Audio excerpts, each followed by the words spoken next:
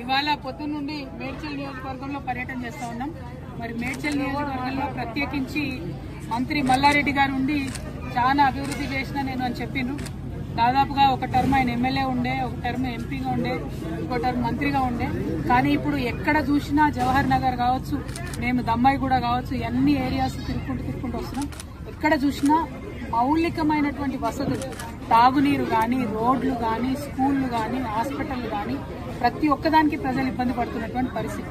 అన్నిటికన్నా దారుణం ఏంటంటే ఇంత పెద్ద మేడ్చల్, మొత్తం ఇండియాలోనే అతిపెద్ద ఎమ్మెల్యే కాన్స్టిట్యున్సీ అని చెప్పుకునే మేడ్చల్లో, హైదరాబాద్ కి కూతవేడి దూరంలో ఉన్న మేడ్చల్లో ప్రభుత్వ జూనియర్ కళాశాల కావచ్చు, ప్రభుత్వ డిగ్రీ కళాశాల కావచ్చు తక్కువనే. మొత్తం ప్రైవేట్ పరం అయిపోయింది. ప్రైవేట్ ఎడ్యుకేషన్ హబ్గా మారిపోయింది. గంజాయి కడ్డగా మారిపోయింది. మొత్తం మేడ్చల్ తప్పితే అభివృద్ధి వైపు అడుగులేసింది లేదు. ఏమన్నా జరిగింది మేడ్చల్లో అంటే కేవలం ఇదివరకు టీఆర్ఎస్ ప్రభుత్వం ఉన్నప్పుడు డంప్యార్డ్ సమస్య కొంత మేరకు తీరింది. ఇప్పుడు కాంగ్రెస్ వచ్చినాక అది డబుల్ త్రిబుల్ అయింది, 2-3 గుంటలు అయిపోయింది. అదేవిధంగా అంతకుముందు కొన్ని పెన్షన్స్ వచ్చినాయి, ఆ పెన్షన్స్ ఇప్పుడు పెరగలేదు. అంతకు మించి మేడ్చల్లో నేను పూలమ్మినా, నేను పాలమ్మినా అని చెప్పే మల్లారెడ్డి గారు పూలమ్మడం, పాలమ్మడంతో పాటు అనేక ఎకరాల భూమిని కబ్జా పెట్టిండ్రు. 2 రోడ్డు విస్తరణ ఏదైతే జరగాలో జరగకుండా అడ్డుపడతా ఉన్నారు. వారి కాలేజీలు, వారి యూనివర్సిటీలు తప్పితే ప్రజలేం బాగుపడ్డారని చూస్తే మాత్రం దారుణమైన పరిస్థితి. ఎందుకంటే గవర్నమెంట్ కట్టించిన డబుల్ బెడ్రూమ్ దగ్గరికి పోయొచ్చిన మేము పొద్దున 4000 మంది ఉన్నారు. 4000 మందికి 2-3 బస్సులు కూడా లేని పరిస్థితి. మరి మినిస్టర్గా ఉండి, లేబర్ మినిస్టర్గా ఉండి కనీస మానవ హక్కుల కోసం ఆలోచించాల్సింది, అది చేయలేదు. ఇప్పుడు జవహర్ నగర్ మొత్తం ఏరియా అంతా చూస్తున్నాం. అందరితో కూడా 58, 59 జీవో కింద పైసలు కట్టించుకున్న రిజిస్ట్రేషన్. ఎందుకోసం కాలేదు రిజిస్ట్రేషన్? ఎందుకైతే లేవు?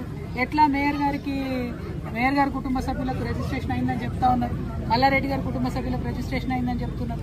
వాళ్ళకు మాత్రం రిజిస్ట్రేషన్ అయ్యి సామాన్య ప్రజలకు ఎందుకు రిజిస్ట్రేషన్ కాదు? ఎవరు కాపాడుతున్నారు మల్లారెడ్డి గారిని? ఎవరు అండదండలు చూసుకొని రిజిస్ట్రేషన్ చేసేటోళ్ళు? మేము మాత్రం దీని మీద న్యాయ పోరాటం తప్పకుండా చేస్తాం. ఏదైతే 58, 59 కింద లక్షలాది రూపాయలు కట్టి పేద ప్రజలు వెయిట్ చేస్తున్నారో అవి రిజిస్ట్రేషన్ అయ్యేంత వరకు అవసరమైతే సుప్రీంకోర్టు దాకా కూడా తెలంగాణ జాగృతి పోతుంది, పోరాటం చేస్తుందని. అదేవిధంగా ఏదైతే ఆ డంపింగ్ యార్డ్ పరిస్థితి అలా చూస్తూ ఉంటే ఎంత దారుణంగా ఉందంటే, ఆ రోడ్లు ఇష్టం వచ్చినట్టు ఖరాబ్ చేసుకుంటూ 100ల సంఖ్యలో లారీలు రావడం, కనీసం ఎవరైనా గుద్దితే కూడా లెక్క లేకుండా రోడ్ పక్కన పడేసుకోవడం, అవన్నీ కూడా మీ దృష్టిలో కూడా ఉన్నాయి. అటువంటి పరిస్థితుల నుంచి మారాలి.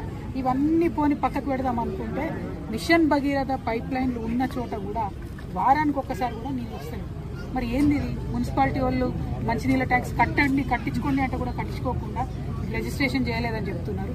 ఏంది ఇది? ఇంత సమన్వయం లేకుండా ఎట్లుంటారు? ఖచ్చితంగా మల్లారెడ్డి గారు శ్రద్ధ పెట్టాలి, ఈటల రాజేందర్ గారు శ్రద్ధ పెట్టాలి. అందరికన్నా ఇంపార్టెంట్, ఇదివరకు ఇక్కడ ఎంపీగా ఉన్న ముఖ్యమంత్రి గారికి ఇక్కడ అనువనువున ఉన్నటువంటి సమస్యలన్నీ తెలుసు. వారు మేడ్చల్ జిల్లా ఖచ్చితంగా సపరేట్గా టూర్ పెట్టుకోవాలి. ఈ పరిస్థితి బాగాలేదు, అధ్వానంగా ఉంది. దీని మీద మాత్రం జాగృతి అడుగడుగున పోరాటం చేస్తుందని తెలియజేస్తున్నాము. Thank you. జై తెలంగాణ.